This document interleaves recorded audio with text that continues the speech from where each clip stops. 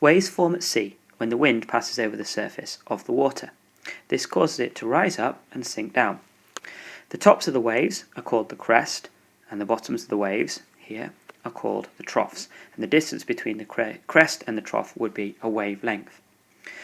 We get more powerful waves if we have more powerful wind, but also if we think about something called the fetch, and the fetch is the distance of sea over which the wind has blown. So if the wind has blown over a larger bit of sea, then the waves will be bigger.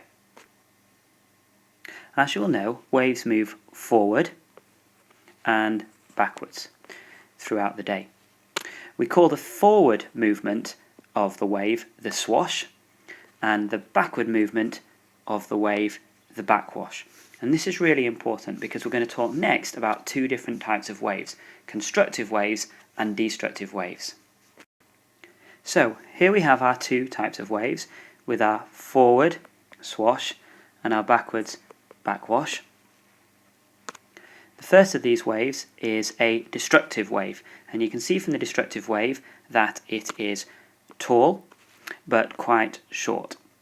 It has a much stronger backwash than swash, so as it comes in like this, there's a huge amount of energy going backwards, pulling material away, and this causes erosion.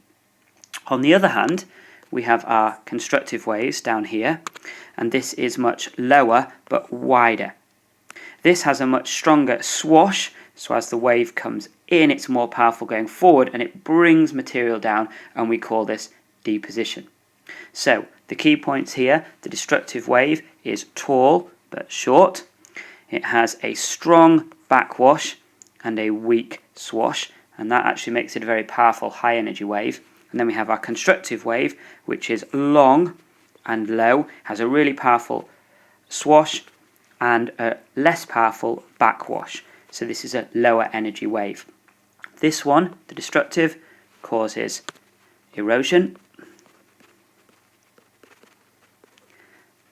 And this wave down here, the constructive, causes deposition.